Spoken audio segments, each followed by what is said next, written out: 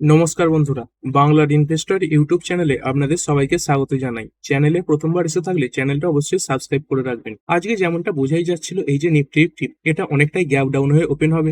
দেখতে পাচ্ছেন সেরকমই গ্যাপ ডাউন হয়ে ওপেন হয়েছিল, কিন্তু তারপরে আস্তে আস্তে এই লাল নিশানে বন্ধ হলেও এই বোটম লেভেল থেকে অনেকটাই রিকভারি দেখিয়েছে। আর আজকেই মার্কেট কেন গ্যাপ ডাউন হয়ে ওপেন হয়েছিল, এই খবরটা তো গতকালই আলোচনা করে দিয়েছিলাম। এই ইসলামাবাদে এই ইরান এবং ইউএস এর মধ্যে এই যুদ্ধ বন্ধের ব্যাপারে যে ডিল হওয়ার জন্য আলোচনা চলছিল, তো সেখানে সেই যে নেগোসিয়েশন, সেখান থেকে কোনো পজিটিভ রেজাল্ট আসেনি। এই যে ডিল, সেটা ক্যান্সেলই হয়ে গেছে। আর এরপরে মার্কেট খুলতেই আজকে সকালে দেখেছিলাম এই যে ক্রুড অয়েল, এখানে আজকে বড় জাম দেখা গিয়েছিল।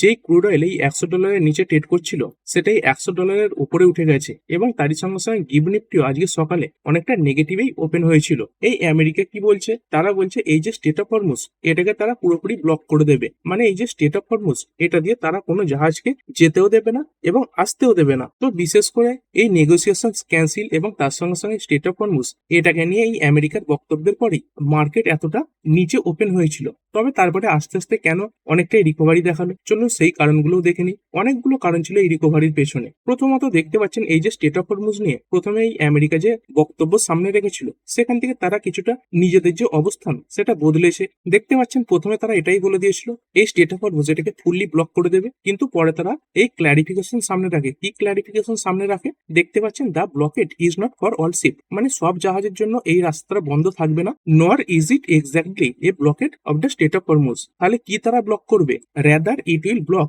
Only those ships that R entering or living Iranian ports. তো এই ইরানের পোর্টসে যে সমস্ত জাহাজগুলো ঢুকবে এবং এই ইরানের পোর্টস থেকে যে সমস্ত জাহাজগুলো বেরোনোর চেষ্টা করবে, তো সেইগুলোর ওপর এই যে আমেরিকা তারা ব্লকেট লাগাবে। এবং তারই সঙ্গে সঙ্গে ইরানের যে বিভিন্ন কোস্টাল এরিয়া রয়েছে, সেখানে ব্লক করবে তারা। মানে অ্যাকচুয়াল যে স্টেট অফ হরমুজ, সেটাকে তারা বন্ধ করছে না, শুধুমাত্র ইরানের বিভিন্ন জাহাজের জন্য এটা বন্ধ হচ্ছে। দেখতে পাচ্ছেন the clarification was more of a U turn from terms complete blockade of the state of Hormuz announcement. এবং ডোনাল্ড ট্রাম্প এই তথ্যও জানিয়েছেন যে ইরানের পোর্টস এই যে ব্লকেট, এটা কবে থেকে শুরু হবে, এই সোমবার দিন 10 AM থেকে শুরু হয়ে যাবে। তবে আমেরিকা তারাই ব্লক করলেও অনেক দেশ এটাকে সাপোর্ট করছে না। এইখানে দেখতে পাচ্ছেন এই যে স্টারমার, তিনি এটাই বলছেন এই ইউনাইটেড কিংডম তারাই ইউএস এর যে ব্লকেট সেটাকে সাপোর্ট করবে না। কিছু খারাপ খবরও ডেভেলপ হয়েছিল। এই ডোনাল্ড ট্রাম্প তার ট্রুথ সোশ্যাল অ্যাকাউন্ট থেকে প্রচুর লম্বা চওড়া এরকম পোস্টও করেছিলেন, তবে তার উপরে মার্কেট খুব বড় নেগেটিভ ইম্প্যাক্ট কিন্তু আজকের দিনে দেখায়নি। এবং তারই সঙ্গে সঙ্গে ডোনাল্ড ট্রাম্প এই চায়নাকে এই হুমকিও দিয়ে রেখেছেন কি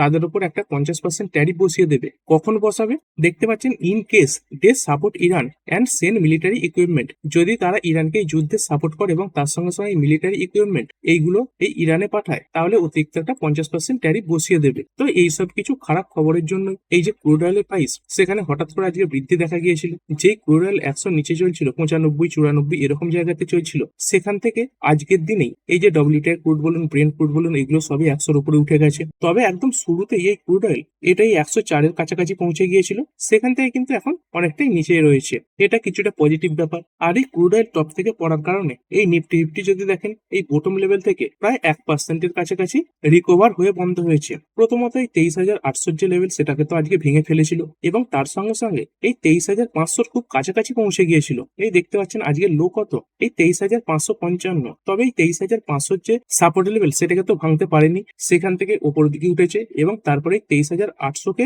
টপকে এই 23,800-র উপরে ক্লোজিং দিয়েছে। তো এটা যথেষ্ট বড় পজিটিভ ব্যাপার। এবং তারই সঙ্গে সঙ্গে আরো কিছু পজিটিভ ম্যাটার ছিল। প্রথমত এর আগের দিন এই এফআইআই ভারতীয় মার্কেটে অনেক দিন পর কিছুটা কেনাকাটা করেছিল, এটাও মার্কেটকে কিছুটা সাপোর্ট করেছে। এবং তারই সঙ্গে সঙ্গে এই যে সিজ ফায়ার যেটা ইরান এবং আমেরিকার মধ্যে হয়েছে, সেটা কিন্তু এখনো রানিং রয়েছে। কোনো তরফ থেকে এই যে সিজ ফায়ার এটা ভাঙা হয়েছে এরকম রিপোর্ট কিন্তু সামনে আসেনি। তারই সঙ্গে সঙ্গে কোনো দেশের দিক থেকে কোনো প্রকার নতুন অ্যাটাকও হয়নি।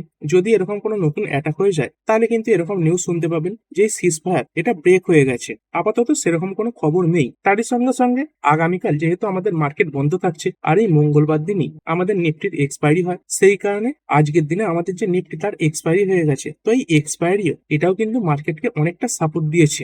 যদি কয়েকদিনের এই ইন্ডেক্স ফিউচার ডেটা দেখে এই যে এফআইআই রা তারা কেনাকাটাই করছিল, তো অল্প কিছু শর্ট পজিশন ছিল যেগুলো রিকভার হয়েছে। মানে ট্রেডাররা তারা কিন্তু মার্কেটে লং পজিশন তৈরি করেছে আজকে। আজকের দিনে। তারই সঙ্গে সঙ্গে এই মিউচুয়াল ফান্ডের সিপের যে ডেটা সামনে এসেছে সেটাও খুব পজিটিভ ছিল। এই প্রায় 32,000 কোটি টাকার ইনফ্লো এসেছে এই সিপের মাধ্যমে। এবং তারই সঙ্গে সঙ্গে যদি ডাউ জোন্সের কথা বলি, এই যে এত বড় গ্যাপ ডাউন দেখছেন, এটা তো আমাদের ইন্ডিয়ান মার্কেট বন্ধ হয়ে যাওয়ার পরে এসেছে, কিন্তু যতক্ষণ ইন্ডিয়ান মার্কেট চলছিল এই যে ডাউ জোন্সের ফিউচার্স রয়েছে এখানে কিন্তু আস্তে আস্তে উপর দিকে রিকভারি দেখা যাচ্ছিল। তো কিছু পজিটিভ ম্যাটারও ছিল যার কারণে নিফটি ফিফটি এই বটম লেভেল থেকে রিকভারি দেখিয়েছে। এবং প্রধান যে কারণ সেটা বলতে পারেন এই নিফটির expiry.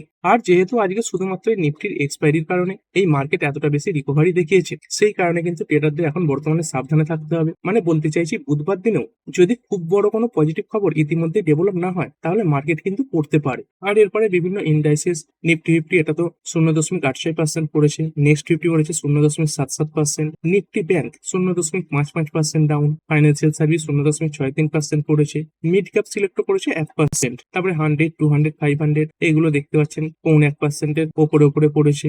Mid cap 50, mid cap 100 এইগুলোতেও ভালো পতন দেখতে পাওয়া গেছে। এবং এই স্মল ক্যাপ 100 প্রায় 0.5%-এর কাছাকাছি, এবং এই স্মল ক্যাপ 50 এটা 0.43% পড়েছে। এখানে দেখতে পাচ্ছেন এই ব্রড মার্কেট বিভিন্ন ইন্ডেক্সেস আজকে লাল নিশানে বন্ধ হয়েছে। তবে এটা পজিটিভ ব্যাপার যে বেশিরভাগ ইন্ডেক্স ওপেনিং এর সময় থেকে অনেকটা রিকভারি করে বন্ধ হয়েছে। যদি এখানে নিফটি স্মল ক্যাপেরই কথা বলি, এই 100 খানা শেয়ারের মধ্যে 32 খানা সবুজে বন্ধ হয়েছে এবং 68 খানা নেগেটিভে বন্ধ হয়েছে। এবং যদি স্মল ক্যাপ 100 এর চার্ট প্যাটার্ন দেখি, এইখানে দেখতে পাচ্ছেন এই ওপেনিং এর সময় কত কাছাকাছি চলে এসেছিল। এইখানে দেখুন 16,356 কাছাকাছি চলে এসেছিল। আর আজকে ক্লোজিং কত দিয়েছে, এই 16,750 ওপরে ক্লোজিং দিয়েছে। মানে নিচুর লেভেল থেকে এই যে স্মল ক্যাপ ইন্ডেক্স এটা প্রায় 400 পয়েন্টের কাছাকাছি কিন্তু বেড়েছে। আর ওভারঅল মার্কেট ব্রেক কেমন ছিল, আজকে পড়া শেয়ারের সংখ্যা একটু বেশিই ছিল।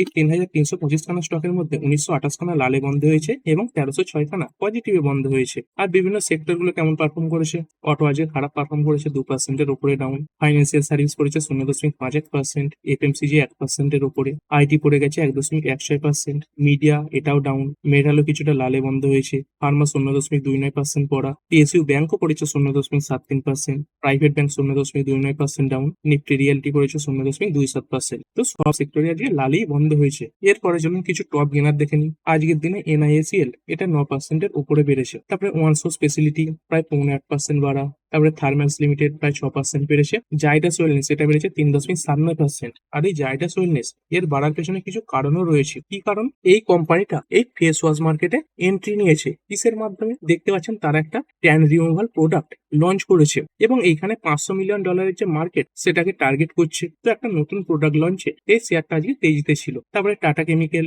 3.5%-এর উপরে বাড়া, তারপরে টাটা ইনভেস্টমেন্ট এটাও বেড়েছে 6.5%-এর উপরে। আর এই টাটা কেমিক্যাল, টাটা ইনভেস্টমেন্ট এগুলো একসঙ্গে এর আগেও বহুবার বাড়তে দেখেছি। কখন বাড়ে, যখন এই টাটা গ্রুপের নতুন কোনো আইপিও আসার রিপোর্ট সামনে আসে। তো সেরকমই রিপোর্ট সামনে আসছে যে এই টাটা সন্স এরা খুব তাড়াতাড়ি বাজারে আইপিও নিয়ে আসতে পারে। আর যখন এই আইপিও রিলেটেড খবর আসবে এই স্টকগুলো কিন্তু বাড়বে। কিছু কিছু সময় তো 30-40% পর্যন্ত এক সপ্তাহের মধ্যে বেড়ে যায়। তো এখন সেরকমই যে প্যাটার্ন সেটা দেখতে পাওয়া যাচ্ছে। তারপরে NTPC green energy 7.32% up, MV photovoltaic 2.28% বেড়েছে। তারপরে এই অ্যাথার এনার্জি এটা বেড়েছে 5%। আর এরপরে পড়া শেয়ার গুলো দেখবো। যদি বড় বড় কিছু শেয়ার দেখে রিলায়েন্স ইন্ডাস্ট্রি এটা দেখতে পাচ্ছেন 2.68% পড়ে গেছে। আর এই রিলায়েন্স ইন্ডাস্ট্রি এটা পড়ার পেছনে অন্যতম কারণ হচ্ছে এই ক্রুড অয়েলের ক্রাইসিস। কেন বলছি, কারণ কিছুদিন আগেই দেখতে পাচ্ছেন এই মার্চ 27-এর খবর কি হয়েছিল, আমাদের ইন্ডিয়া এই যে উইন্ডফল ট্যাক্স সেটা বসিয়ে দিয়েছিল কাদের উপরে, ডিজেল এবং এটিএফ এক্সপোর্টের উপর। তো এই উইন্ডফল ট্যাক্স মানে কি, মানে কোনো রিফাইনারি কোম্পানি যখন বিদেশে এই বিভিন্ন জ্বালানি এক্সপোর্ট করতে চাইবে তখন গভর্নমেন্ট চাইলে তাদের থেকে কিন্তু একটা ট্যাক্স নিতে পারে। এবং বর্তমানে দেখতে পাচ্ছেন আমাদের দেশের যে চাহিদা সেটাই ঠিকঠাক ভাবে মিটিয়ে ওঠা যাচ্ছে না। তো যাতে এই এক্সপোর্ট এটা কমানো যায় সেই কারণে কিন্তু এই যে উইন্ডফল ট্যাক্স সেটা বসিয়ে দিয়েছে। তো এর আগে এই মার্চের 27-এ বসিয়েছিল এই ডিজেলের উপর 21.5 টাকা পার লিটার, এবং তার সঙ্গে সঙ্গে এই যে এটিএফ মানে এই এরোপ্লেনের যে জ্বালানি সেখানে বসিয়েছিল 29.5 টাকা পার লিটার। মানে কি, এগুলো এক্সপোর্ট করতে গেলে এই যে রিলায়েন্স ইন্ডাস্ট্রি এদের কিন্তু গভর্নমেন্টকে ট্যাক্স দিতে হচ্ছিল। এবং আজকের পড়ার পেছনে অন্যতম কারণ হচ্ছে এই উইকেন্ডে এই যে উইন্ডফল ট্যাক্স এটা সরকার কিন্তু আবার বাড়িয়ে দিয়েছে। এইখানে দেখতে পাচ্ছেন এই যে ডিজেল এক্সপোর্ট তার উপরে যে ট্যাক্স ছিল 21.5 টাকা সেটা থেকে বাড়িয়ে করে দিয়েছে 55.5 টাকা। এবং তারই সঙ্গে সঙ্গে এই যে এভিয়েশন টারবাইন ফুয়েল বা এটিএফ এখানে যে এক্সপোর্ট ডিউটি যেটা ছিল এই 29.5 টাকা সেটা বাড়িয়ে করে দিয়েছে 42 টাকা। মানে এই যে এক্সপোর্টের খরচ সেটা কিন্তু আরো বেশি বাড়লো। তবে পেট্রোলের উপর এখনো এই যে এক্সপোর্ট ডিউটি সেটা জিরোই রাখা হয়েছে। এর আগে তো একবার ইন্ট্রোডিউস করেছিল এবং তার সঙ্গে সঙ্গে এই অল্প কয়েকদিনে এই যে এক্সপোর্ট ডিউটি এটা অনেকটাই সরকার বাড়িয়েছে। আর এই এক্সপোর্ট ডিউটি বাড়ানো মানে বিভিন্ন রিফাইনারি কোম্পানির জন্য এই যে খরচা সেটা বেড়ে যাবে। তারপরে এই এইচডিএফসি ব্যাংক, এটাও এই নিফটির মধ্যে একটা বড় ব্যাংক, দেখতে পাচ্ছেন 2.14% ডাউন হয়েছে। এরপরে যদি বেশিরভাগ লুজার কোম্পানিগুলো দেখি, এই জ্যোতি সিএনসি অটোমেশন দেখতে পাচ্ছেন 14.5% পড়ে গেছে। শুরুটাই লাল নিশানে হয়েছিল, তারপরে আস্তে আস্তে পড়ে একই লেভেলে ট্রেড করেছে বলতে পারেন। কি কারণে পড়লো এই কোম্পানিটা এই 14.5%? তার পেছনে একটা কারণ হচ্ছে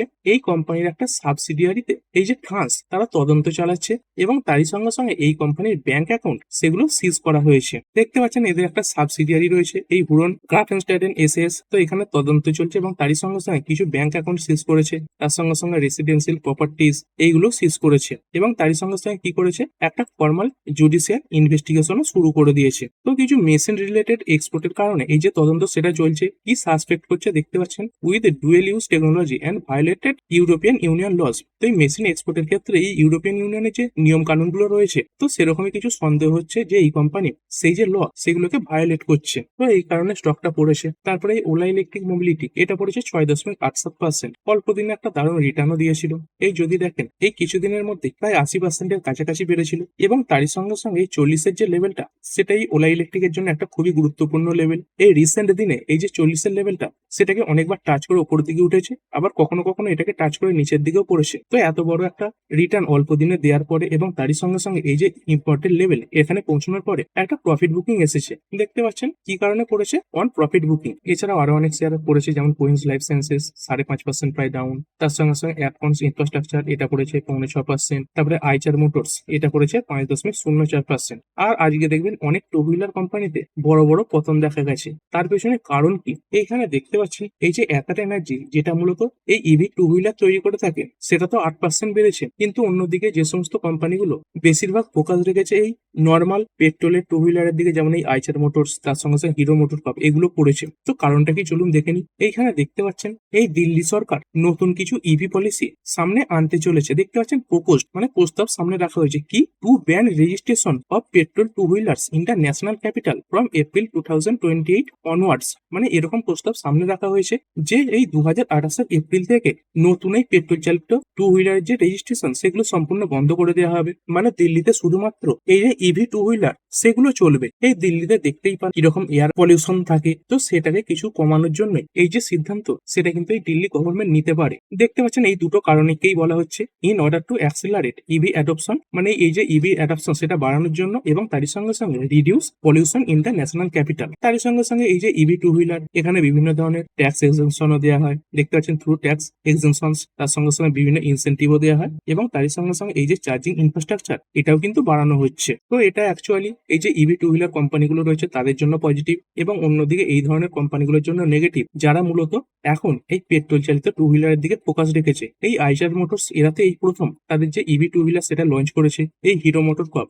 এদেরও কিছু ইভি টু হুইলার রয়েছে, কিন্তু এদের যে মেন ফোকাস সেটা কিন্তু এখনো এই পেট্রোল চালিত গাড়ির দিকেই রয়েছে। তো এরাও যদি আস্তে আস্তে এই ইভি মার্কেটের দিকে নিজেদেরকে নিয়ে যায়, আরো বেশি এক্সপ্যান্ড করে এই ইভি সেগমেন্টে, তো এই শেয়ারগুলোতে বড় কিন্তু রিকভারি আসবে। তারপরে পড়েছে ইন্টেলি ডিজাইন এরিনা প্রায় 4%-এর কাছাকাছি। আর এরই সঙ্গে সঙ্গে আজকে কিছু ডেটা এসেছে। প্রথমত আমাদের যে ইনফ্লেশনের ডেটা সেটা আজকের দিনে আসার কথা ছিল এবং সেটা ইতিমধ্যে এসেও গেছে, যেমনটা মার্কেট অনুমান করেই চলছিল। দেখতে পাচ্ছেন এই যে ফোরকাস্ট এটা কত রাখা হয়েছিল 3.48%, মানে এই যে ইনফ্লেশন এটা বেশি আসবে এটা মার্কেট অনুমান করছিল। সেই অনুমানের তুলনায় এই যে ইনফ্লেশন এটা কিন্তু কম এসেছে কত অ্যাকচুয়ালি 3.40%। এর আগে কত ছিল 3.21%, মানে আগের থেকে বেশি কিন্তু অনুমানের থেকে কম। আর এটা যে বেশি আসবে মার্কেট কেন অনুমান করে চলছিল, এই মিডল ইস্টের যুদ্ধের কারণে এই গ্যাস বলুন এখানে বিভিন্ন সংকট দেখা যাচ্ছিল, তো সেই গ্যাসের সংকটের কারণে বিভিন্ন জিনিসপত্রের দাম কিন্তু বাড়ছিল, বিশেষ করে প্রসেস যে বিভিন্ন ফুড রয়েছে সেগুলোর দাম বাড়ছিল এবং তারই সঙ্গে সঙ্গে ডোমেস্টিক লেভেলে বলুন কমার্শিয়াল লেভেলে বলুন এই যে গ্যাসের দাম সেগুলো কিন্তু বাড়ানো হয়েছে। তারই যে এফেক্ট সেটা কিন্তু এই ইনফ্লেশনে দেখা গেছে। দেখতে পাচ্ছেন this is very real, surging gas prices drive inflation to highest level in 2 years. শুধুমাত্র আমাদের ইন্ডিয়াতে নয়, আমেরিকাতেও যে ডেটা এসেছে মানে ইনফ্লেশনের ডেটা সেটাও কিন্তু বেশি এসেছে এই গ্যাস প্রাইস বাড়ার জন্যই। এরপরে যদি কোয়ার্টার পর রেজাল্টের ব্যাপারে কথা বলি, আজকের দিনে কিছু কোম্পানি তাদের কোয়ার্টার পরের রেজাল্ট সামনে রাখবে। সেরকমই যদি কিছু পপুলার কোম্পানি দেখি, যেমন দেখতে পাচ্ছেন আইসিআইসিআই গ্রুপ রয়েছে, এমসি, তার সঙ্গে সঙ্গে রিলায়েন্সের এই জাস্ট ডায়াল রয়েছে, তারপরে স্বরাজ ইঞ্জিনস রয়েছে, ইন্ড ব্যাংক হাউসিং রয়েছে। তো এগুলো তাদের যে নাম্বার সেগুলো পেশ করবে। আর ভিডিও শেষে নিফটি ফিফটি আবার দেখে নেবো। আজকের দিনে নিফটি ফিফটির মধ্যে মাত্র 10খানা শেয়ার সবুজে বন্ধ হয়েছে, 39টা লাল নিশানে বন্ধ হয়েছে এবং একখানা শেয়ার এর আগের দিনের ক্লোজিং প্রাইসে বন্ধ হয়ে গেছে। আর এদের মধ্যে কোনগুলো ভালো এবং খারাপ পারফর্ম করলো, প্রথমে যদি ভালো পারফর্ম করা শেয়ারগুলো দেখি, এইচডিএফসি লাইফ প্রায় 3.25% বাড়া, আদানি এন্টারপ্রাইজেস 2%-এর উপরে বেড়েছে, আইসিআইসিআই ব্যাংক 1.90% বাড়া, এনটিপিসি বেড়েছে প্রায় 1.5%-এর উপরে এবং টাটা মোটরসের প্যাসেঞ্জার ভেহিকেলস এটা বেড়েছে 0.88%। আর পড়েছে কোনগুলো পড়া শেয়ারের মধ্যে এখানে দেখতে পাচ্ছেন আইচার মোটরস রয়েছে 5% ডাউন, তারপরে মারুতি পড়ে গেছে 4.62%, বাজাজ ফাইন্যান্স 2.97% পড়েছে, রিলায়েন্স পড়ে গেছে 2.68% এবং এই ইন্ডিগো এটা পড়ে গেছে 2.64%। তো ঠিক আছে বন্ধুরা, এই ভিডিওটা এখানেই শেষ করছি। পরবর্তী ভিডিওতে আরো কিছু নিউজ কভার করা হবে। তো ঠিক আছে বন্ধুরা, আশা করছি ভিডিওটা আপনাদের ভালো লেগেছে। আপনি চাইলে এটাকে লাইক এবং শেয়ার করতে পারেন। আর শেয়ার মার্কেট সংক্রান্ত ডেইলি নিউজ আপডেট পেতে চ্যানেলটা সাবস্ক্রাইব করে রাখবেন এবং পাশে থাকা বেল আইকনটি টিপে অল অবশ্যই সিলেক্ট করে রাখবেন, যাতে পরবর্তী ভিডিওর নোটিফিকেশন আপনার কাছে সময় মতো পৌঁছে যায়। আর হ্যাঁ, ভিডিওটি শুধুমাত্র ইনফরমেশন এবং এডুকেশনাল পারপাসের জন্য বানানো হয়েছে। আমি সেবি রেজিস্টার্ড নই, তাই কোনো প্রকার শেয়ারে কোনো প্রকার বাই, সেল, হোল্ড বা অ্যাভারেজ করার কোনো সিদ্ধান্ত নেওয়ার আগে আপনার যে ফাইন্যান্সিয়াল অ্যাডভাইজার আছে তার সঙ্গে অবশ্যই আলোচনা করবেন। দেখা হচ্ছে পরের ভিডিওতে। ধন্যবাদ।